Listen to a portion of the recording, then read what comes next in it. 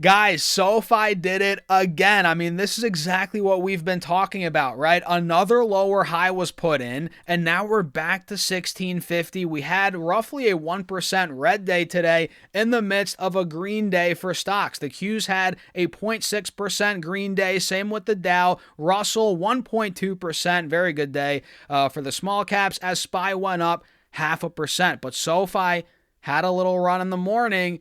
It got hit at 1730 again at a lower high, and now we're back to 1650, which, like I've been saying, we've been squeezing into this triangle. I think it's going to give at any point now. I mean, it could be tomorrow, right? It could very well be tomorrow, and we can see SoFi, like I've been saying, and by the way, guys, hit the like button, consider subscribing if you find value. Check out the Patreon for my portfolio updates, my private Discord, blah, blah, blah. All that is linked down below.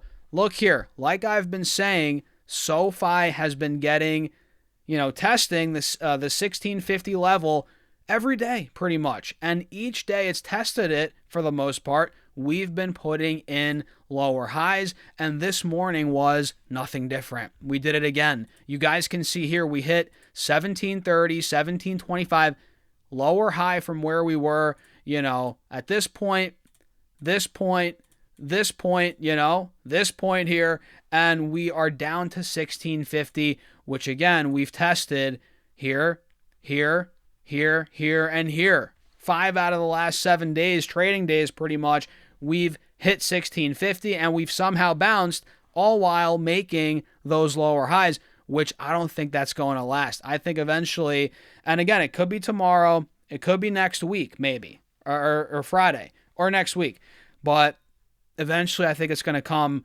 under 1650 by the way the price action's been and the way things are setting up. That's the way it looks like now. And today's price action validated that. What I said yesterday, what I've been saying, really, it confirmed it. Now we just have to wait for that break actually under 1650, which we haven't done yet. But like I've been saying, I think it's coming. And the second we take out 1650, I think we'll have maybe like a flash crash, maybe. I don't know what to call it, but maybe down to $14, $15, and that's where I really think SoFi might put in a bottom.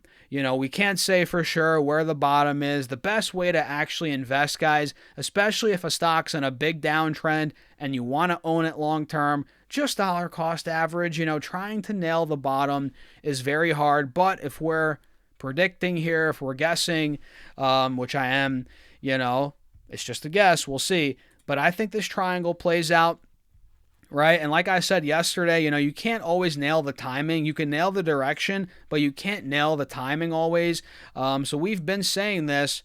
It's taken a little longer than I thought, to be honest, but I think eventually it does fall through 1650. We get that flash crash, boom, 1415. I think Noto buys a ton of stock there. I think a lot of people are going to buy a bunch of stock there. Institutional investors, retail, of course. It's going to slowly put a bottom in there. Unless the overall market crashes, which at that point, yeah, it's not going to be pretty. But yeah, I think we're nearing a bottom. What do you guys think? Especially if this triangle plays out. Let me know your thoughts in the comments as always. And the fact that we had a red day as stocks, all the indices went up. Not a great sign for SoFi here. And you guys can see it's not like we're breaking out in the stock market. We had a nice green day, but we're still very much so in a downtrend. SPY's under the 50 SMA here on the 4-hour time frame. We actually closed under it. We tried breaking through today, but we failed. And you can see on this 20-day chart, we're still in a downtrend. You guys see it right here. So until we start breaking out of this downtrend, I'm not going to get excited here on these indices. And the Qs, same thing. It got hit. Triple Q got hit at 590. We tried breaking through. We didn't. Now we're at 587. We still had a nice green day, but keep in mind, it's kind of just a relief rally within the downtrend, and the market's very news sensitive right now, as we all know. And we got that ceasefire yesterday after the bell. That gave us a little juice today, even though we got Iran saying they reject it. They gave us their 5-point plan. The market said, shrugged that off today. It had a green day, but will this, green last into tomorrow? What if the U.S. comes back and escalates now and they're like, oh, we don't want any parts of that 5-point plan. This is our counter offer. If we keep seeing this back and forth, the uncertainty is going to continue to rise in the short term, and we could easily see this come down again, which is why I'm watching this time frame, the 1 hour time frame, to see when it actually breaks out. When will this actually break out? And really, it's going to correlate with the end of the war, or once we're near the end, as all of you guys know already. So keep your eyes on the cues, on the smaller time frames, on SPY, and look at some of these other stocks today, guys. We had AMD go absolutely berserk, 7% up today. AMD is on a nice run, honestly, since after earnings. If you bought anywhere near earnings, after, before, you're up handsomely right now. If you bought AMD at 180, 190, it's at 220 now, so it's up like 16% in the last 2-3 weeks. So the news here, let's pull it up. AMD, CPU shortage pressures. Yeah, we know all about that. ARM Holdings actually ripped. We'll talk about that in a second. I mean, we don't have time to go too deep in here, but they're planning on selling their own chips. That stock ripped 16%. AMD again went up 7%. So there is some momentum here in these chip names, and the competition is heating up in the space. Obviously, we're seeing the hyperscalers creating their own chips. Amazon, you name it. ARM Holdings, AMD. Broadcom, you have all these players, obviously, the big dog NVIDIA. So AMD now is finally starting to break through these moving averages on the 4-hour chart. We actually have this inverse head and shoulders starting to play out a bit here, which it's not the cleanest, but it is one, in my opinion, nonetheless here. And I think there could be some more juice in this run. But keep in mind, we are starting to test this spot right here. Big resistance coming up on AMD, which we're not necessarily out of the woods yet. Don't get too excited here. So AMD had a great day, but it's a bit overbought. I wouldn't FOMO into it here. ARM Holdings, ARM absolutely ripped, also overbought. Wouldn't FOMO into it, but man, this inverse head and shoulders, pretty textbook here. This one played out beautifully on ARM Holdings, 16% green day. We got news again. ARM's new AGI CPU turns. It looks like we got from. It looks like this is Wait, this article might be interesting. Hold on a second. It says ARM's new AGI CPU turns it from licensing story into a chip seller, with Meta at its first, or as the first big test. So let me see here. Let me read a little excerpt out of this article.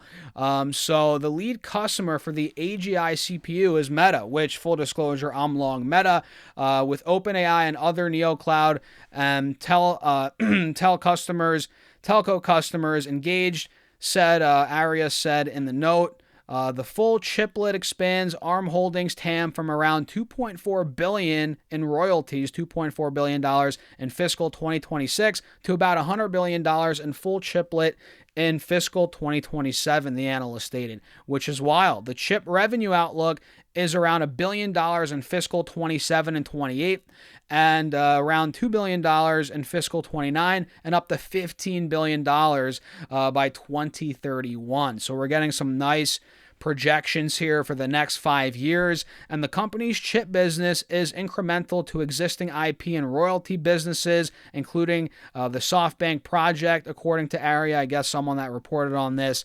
Most gross profit from chip sales flow straight to EBIT, right, as much of the R&D has already been done, they further wrote. So that's some big news there. It's increasing their, future outlook, no doubt about it. And the stock's repricing, $22 green day, 16%. And I said I wouldn't FOMO into it, which that's at these levels. But if ARM Holdings sees any kind of pullback, maybe a better entry, I might be in on this for a trade. Same with AMD. So big day for those. Let's see here. What else ended up moving? A bunch of movers, guys. A lot of movers.